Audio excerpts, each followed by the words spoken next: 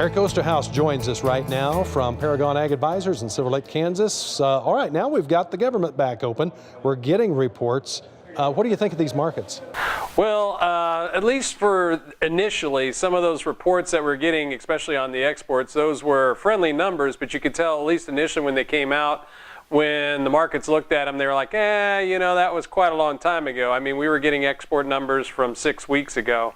So again, the market really was looking for some of the outcomes from this week's meetings with the Chinese to really provide that direction. One of the analogies I heard was, again, it was like trying to pick the Super Bowl winners by how they played 6 weeks ago.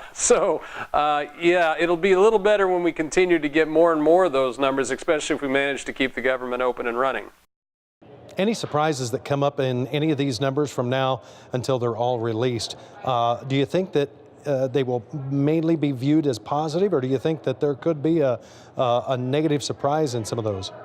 Well, I feel like most are expecting positive news, which always worries me a little bit when everybody's on one side. But I feel like any further exports, especially if we see continuing numbers from those early reports that we got on the sales, which were fairly nice, I would think that would at least be viewed as supportive at a minimum, especially if we can get any other more positive news coming out, whether that's South America weather, maybe some news coming up on the upcoming February 8th USDA reports.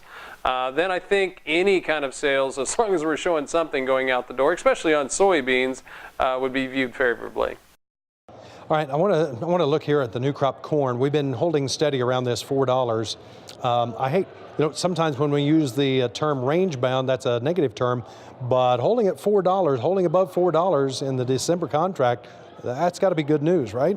Well, it really is. I mean, corn has managed to weather the storm, so to speak, throughout all these discussions with trade and so forth. And when you look back over the last 4 years, I mean, we have been fairly range bound on corn, anywhere from a high of, 425 to 430, all the way to the lows of 340ish, let's say, in that range. So the fact that we're still hanging around up here despite all that news is very friendly. And it also does bring about the question is, should one go out and look to lay off a little bit of risk while we're still trading in this 4 to 405 range? And I think the answer to that to a degree is yes, probably so. There's some big fish out there swimming around, probably is prudent in this regard. But it has been, I guess, a little silver lining to these grain markets this last several weeks, the fact that corn has managed to hang in there. All right, let's switch gears now and talk about the cattle market. 123 is what we saw kind of bid. We even saw a little bit of early cash trade around that 123 level. Do you think we'll be able to hold on to this thing here steady for the near term? Because we're going to start getting weight reports out now. Well, it is a little bit concerning. I mean, the charts got a little bent out of shape here just a little bit on some of those moves we had after the weather had passed. So again, when you see this sort of a move, and especially when you see those live cattle testing that 130 mark, if you look over the last 2.5 years, that 130 mark has been our resistance. And so we've spent a lot of time. We've been up here before, but we haven't been able to hold on to it.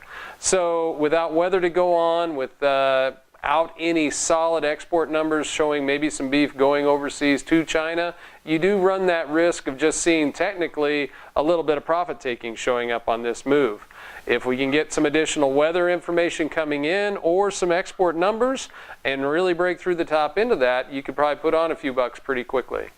All right, I've got just about 45 seconds left here. What's your quick thoughts on the hog market?